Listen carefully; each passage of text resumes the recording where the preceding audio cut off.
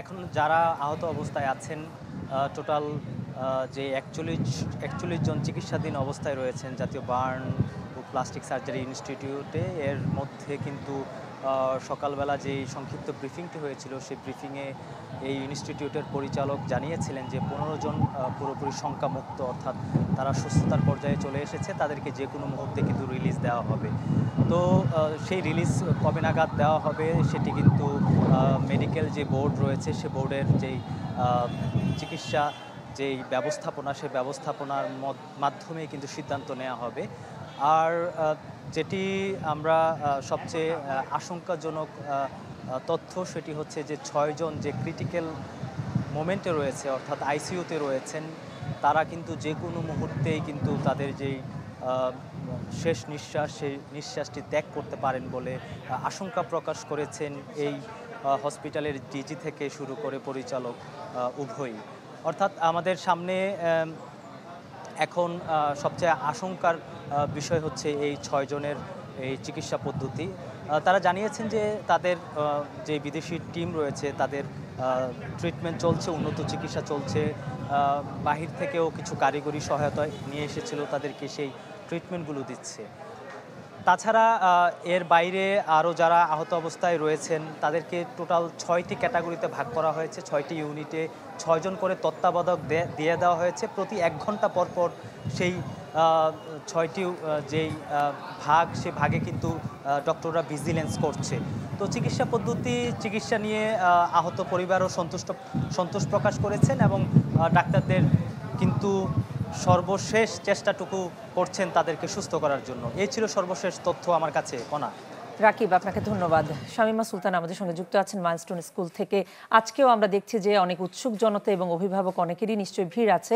সবশেষ পরিস্থিতি জানাবেন।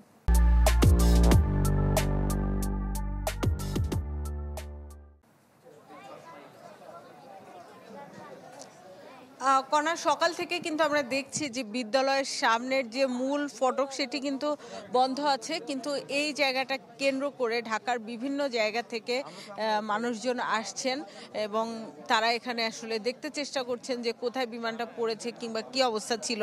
বলা যায় যে একটা দর্শনীয় স্থানে পরিণত হয়েছে মাইলস্টোনের মূল ফটক। চারদিকটা যেহেতু বন্ধ, কেউ ভেতরে যেতে পারছেন না, কিন্তু এই যে তারপরও আসছেন, দল বেঁধে বেঁধে আসছেন, শিশু থেকে বৃদ্ধ সবাই আসছেন।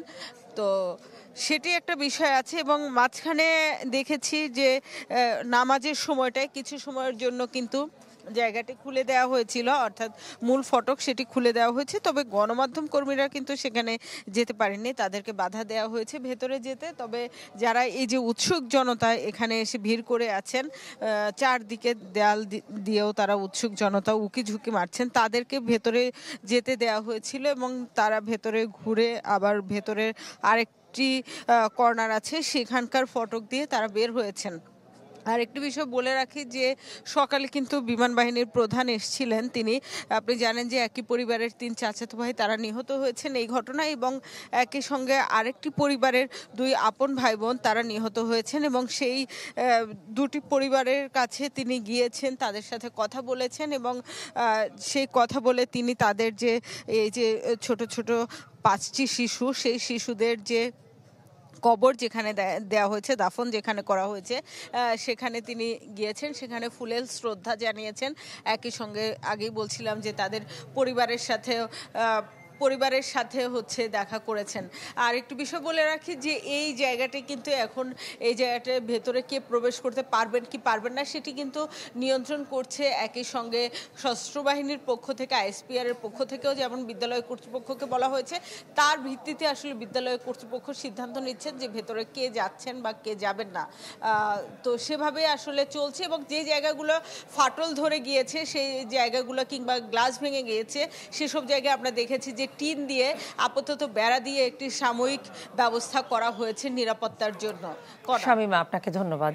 দর্শক, শামীমা সুলতানা আমাদের সঙ্গে যুক্ত হয়েছেন মাইলস্টোন স্কুল থেকে এবং এর আগে মির্জা রাকিব যুক্ত হয়েছেন বার্ন ইনস্টিটিউট থেকে।